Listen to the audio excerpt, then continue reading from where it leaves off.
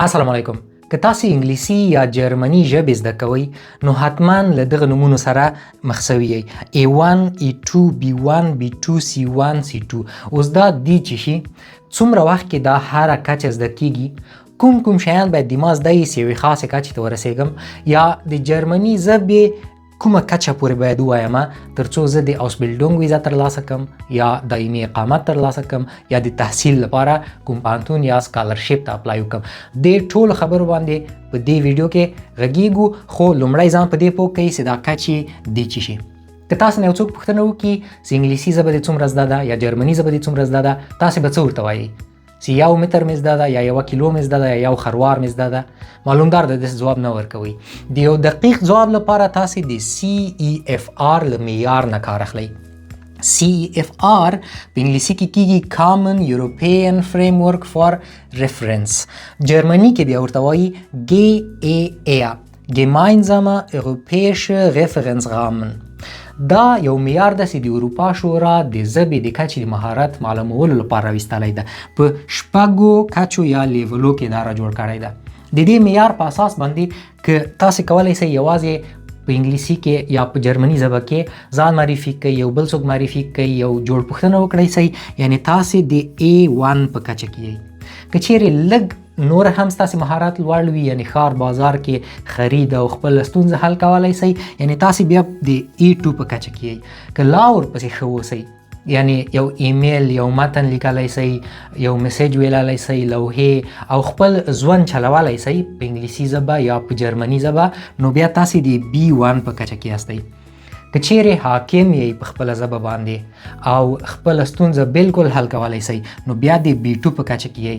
که چیرې تاسو کولی شئ په یوې ژبه کې تحصیل وکړئ، کتابونه ولوستی شئ، همداسې خطونه ولیکئ شئ او په مجموع کې له هیڅ رقم ستونزې سره مخ نه شئ، بیا نو تاسو په C1 کچه کې یاستئ. او که ستاسو د ژبې مهارت دومره لوړ وي چې تاسو د یو چا چې ژبه یې مورنۍ ژبه یي لکه هغوی غوندې غږېدلی شئ، خط لیکئ شئ، بیرته خطونه لوستی شئ، بیا نو هغه وخت تاسو د C2 په کچه کې یئ. یعنې کمترین او عادي لیول A1 ده او تر ټولو جګ لیول د C2 لیول ده.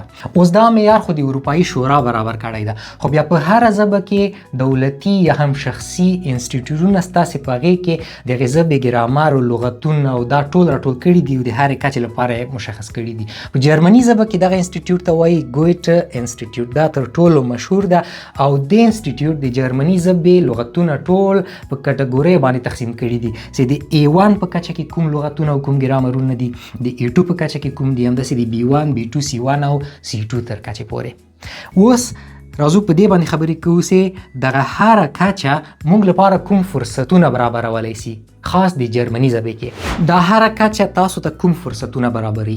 که د A1 کچه ولرئ په جرمني ژبه کې، یوازې کولی شئ د کورنۍ یو ځای کېدو ویزې ته درخواست وکړئ، یعنې ستاسې کورنۍ باید په افغانستان یا پاکستان کې یا خارج له جرمني نه کم تر کمه د A1 کچې پورې جرمني ژبه زده یې چې تر څو وکړئ چې تاسو سره یو ځای شي په جرمني کې. که د A2 کچه ولرئ، تاسو کولی شئ چې د دې سربیره ډیر عادي اوسبیلډونګ یا مسلکي زده کړو کې برخه واخلئ، لکه ساختماني، صفاکاري یا هم رستورانت. د هغې تر څنګ د خپل اقامت د نوي کولو لپاره هم باید تاسو A2 کچه ولرئ. که چیرې B1 کچه ولرئ، څه کولی شئ؟ د دې 2 برخو سربیره تاسو دایمي اقامت ته درخواست کولی شئ، تابعیت اخیستلی شئ، متوسط کچو کې مسلکي زده کړې کولی شئ، یعنې برابر اوس بلډینګونه هغه ډیر ښه او لوړ اوس بلډینګونه نه، بلکې کوم چې متوسط دي هغه کولی شئ. او تر ټولو مهمه چې د هغو ویزو لپاره هم اپلای یا درخواست کولی شئ. هغه ځوانان چې له جرمني نه بهر دي، که هغه نورو اروپایي هیوادو کې دي، افغانستان او پاکستان کې دي، سینونه یې له 15 کلو نه ټیټ وي، د B1 کچې پورې درس ویلی، د B1 سرټیفیکیټ ولري او د مکتب شهادتنامه ولري، هغوی کولی شي د اوسبیلډونګ لپاره د جرمني ته د ویزې درخواست وکړي. معمولا 6 میاشتنۍ ویزه یا وروسته له هغه نه 9 میاشتو ته تمدیدیږي، لوړیږي، او که چیرې ځان ته اوسبیلډونګ پیدا کوي بیا 3 کلن اقامت اخیستلی شئ، نو دا د B1 په کچه کې کیږي. اوس د B2 کچه کې تاسو څه کولای شئ د دې درې واړو سربیره تاسو کولای شئ ډېرو ښو مسلکي زده کړو ته لار پیدا کړئ، یعنې ښه هاوس بلډینګونه د ځان لپاره په جرمني کې پیدا کړئ، ښه کارونه ځان ته پیدا کولی شئ او ځینې پوهنتونونو کې هم زده کړې کولی شئ. ځینې پوهنتونونه او ځینې د ټیټې کچې رشتې د B2 سرټیفیکیټ مني او تاسو کولی شئ په هغې کې زده کړې وکړئ. که چیرې د C1 یا د C1 سرټیفیکیټ ولرئ د دې برخو سربیره تاسو کولی شئ هر ډول کاري مسلکي او تحصیلي فرصتونه ځان ته برابر کړئ. C1 داسې یوه کچه ده یعنې تاسو نور په ژبه کې ستونزه نه لرئ، هم کولی شئ تحصیل وکړئ، هم درس ووایئ، هم کار وکړئ او ژوند خو هسې نه هم ډېر په اسانه خپل چلولی شئ، په روانه په دې کچه کې خبرې کولی شئ. او بالاخره که چیرې د C2 کچې ته ورسیږئ نو تاسو ته د PhD یا دکتورا د قضا او څارنوالي په برخه کې او د ژورنالیزم په برخو کې تاسو ته فرصتونه برابرېدای شي. د هرې کچې لپاره تاسو رسمي سرټیفیکیټ ته ضرورت لرئ. که تاسو غواړئ مثلا د C1 سرټیفیکیټ ولرئ یا د B1 سرټیفیکیټ ولرئ باید د ګویټا انسټیټیوټ یا د ټیلک یا د DT سیټ ټیسټ ورکړئ او بیا تاسو رسمي سرټیفیکیټ ترلاسه کوئ. اوس راځو دې برخې ته چې دغه هره کچه کې باید ستاسې کم تر کمه څومره لغتونه زده یي، څومره ګرامرونه هم زده یي او دا څومره وخت کې زده کیږي. ګورئ د A1 په کچه کې 1500 کلمې دي تقریبا، کم تر کمه 1500 کلمې باید ستاسې زده یي. A2 ته چې ورسیږئ ستاسې به 1000 کلمې زده یي، یعنې 1500 له A1 نه او 1500 له A2 نه ټولې 1000 کلمې سي. که چیرې تاسې B1 کچې ته رسیږئ یعنې ټولې ستاسې 2000 کلمې زده دي، دا په جرمني ژبه کې ده. که چیرې د B2 کچې ته رسیږئ یعنې ټولې ستاسې 4000 کلمې زده دي، په C1 کې 8000 او په C2 کې 16000 کلمو ته رسیږي. دا اوس دا فرق کوي، مثلا کېدای شي یو څوک چې د C1 په کچه کې ممکن چې 1000 کلمې زده یي یا ممکن چې 2000 او 1500 کلمې زده یي خو بیا هم د C1 کچه ولري، ځکه دا دومره دقیق نه دي لکه فزیکي علمونه. لکه که زه ووایم چې دومره اوبه مثلا 1 لیټر کېږي، دا 1 لیټر دقیق ده، نو ژبه کې که وایم B2 نو دا په دې معنا نه ده چې هر څوک چې B2 ولري حتما به یې 4000 کلمې زده یي، لږ کمې او لږ ډېرې پکې شته. په همدې ډول څومره ګرامر یې پکې د A1 په کچه کې 100% ګرامر ده، د یوې ژبې 100% ګرامر تاسې د A1 په کچه کې زده کوئ. A2 ته چې رسیږئ 40% ګرامر به مو زده یي. کله چې B1 ته رسیږئ 80% یا 80% ګرامر به ستاسو زده یي. د B2 کچه کې به 90% ګرامر زده یي او که د C1 کچې پورې وړاندې لاړئ او C1 کچې ته ورسېدئ نو تاسو به 100% ګرامر زده کړی وي. د C2 په کچه کې نوي ګرامرونه نسته، هلته ټول لغتونه، اصطلاحات او مرکې او مقولې او دا خبرې زده کوئ. څو ساعته کې دا زده کیږي دغه هره کچه؟ ګورئ داسې په څو ساعته کې زده کیږي دا یو ډېر سخته ځواب ده.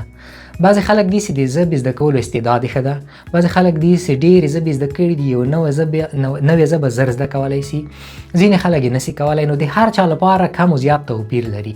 خو د جرمني کې چې کوم د انټګراسیون کورسونه دي یا ګویټا انسټیټیوټ ده او ټیلک ده، د دو ټوله ډیټا چې تاسې راټوله کړئ او له دې نه یو متوسط حالت راواخلئ چې دا هره کچه به په څومره وخت کې زده کیږي، هغه دا ډیټا ده. د A1 په کچه کې که تاسې 150 ساعته درس ووایئ چې هر ساعت 45 دقیقې ده، دې ته درسي ساعت وایي، نه هغه ساعت چې 60 دقیقې ده، درسي ساعت 45 دقیقې. که تاسې 150 درسي ساعته درس ووایئ او تمرین وکړئ په یوې ژبه کې تاسې د A1 کچې ته رسیږئ. که 1.5 ساعته نور هم پې ور واچوئ یعنې مکمل 300 ساعته درس و تمرین وکړئ د A2 کچې ته رسیږئ. په 600 ساعتو کې B1 کچې ته رسیږئ، 1000 ساعتو کې د B2 کچې ته رسیږئ، 1500 ساعتو کې د C1 کچې ته رسیږئ. او د C2 کچه دومره دقیق نسو ویلی ځکه د C2 کچه داسې ده لکه مورنۍ ژبه، نو هغه کسان یوازې د C2 کچې ته رسېدلی سي چې هغوی په وړکینې نه همدلته په جرمني کې رالوی سوي، ښوونځی یې ویلی، د جرمني ماشومانو په منځ کې رالوی سوي، هغوی ته د C2 کچه ممکنه ده. البته د مشرانو لپاره هم ممکنه ده په تیوري کې، خو په عمل کې دومره ډېره حوصله او دومره ډېر وخت ډېرو کمو خلکو سره یي چې هغوی د C2 تر کچې پورې درس ووایي. راځو دې ته چې اوس که چیرې تاسې 3 ساعته په ورځ کې تمرین وکئ، که 3 ساعته په ورځ کې تمرین وکئ نو د A1 کچه په 2 میاشتو کې زده کوئ، A2 کچې ته په 4 میاشتو کې رسیږئ، B1 کچې ته په 8 میاشتو کې رسیږئ، B2 ته په 12 میاشتو کې او C1 ته په 18 میاشتو کې. یعنی که تاسې د میاشتې 20 نه تر 25 ورځو پورې هر ورځ 3 ساعته درس ووایئ نو یو نیم کال کې تاسې د C1 یا د C1 کچې ته رسېدلی شئ. اوس تاسې سره حتما یوه پوښتنه ده چې زه تر کومې کچې پورې درس ووایم. زما خپل وړاندیز تاسو ته دا ده که چیرې تاسې په جرمني کې ژوند کوئ او یا غواړئ جرمني ته راسئ، ستاسې لومړنی هدف به B1 سي. د B1 کچه به تاسې حتما اخلئ، مګر داسې تاسې سن ډېر لوی وي، درس مو نه زده کیږي، افغانستان کې مو مکتب نه وي ویلی، بیا د اڅفای تر کچې پورې بسنه کوي تاسو ته. غیر له هغې نه که تاسې ځوانان یې او کولی شئ حتما B1 واخلئ. که چیرې غواړئ اوسبیلډونګ وکړئ او پیشرفت وکړئ د B2 کچې پورې درس ووایئ، او که چیرې غواړئ چې په ژوند کې نو نور د جرمني ژبې سره اصلا ستونزه ونه لرئ، پانتون ووایئ او ژوند عادي مخته ویسئ، روانې خبرې وکړئ، بیا د C1 تر کچې پورې هرومرو درس ووایئ، ځکه د C1 په کچه کې تاسو ته ډېر زیات کاري، تحصیلي او هر رقم فرصتونه برابرېږي. او په آخر کې وایم چې زموږ کورسونه چې زموږ پر ویبسایټ باندې خپریږي هغه ټول په دغه ستندردو او معیاراتو باندې برابر دي. کوم لغتونه، ګرامرونه چې په هره کچه کې شامل دي دا ټول موږ په معیاري ډول په دغه کورسو کې شامل کړي دي. که غواړئ موږ سره درس ووایئ او خپل د جرمني ژبې مهارتونه لوړ کړئ، حتما زموږ له ویبسایټ نه لیدنه وکړئ. لینک یې لاندې په ډسکرپشن کې ږدم. تر بلې خپرونې تاسو په لوی او بښونکي خدای سپارم.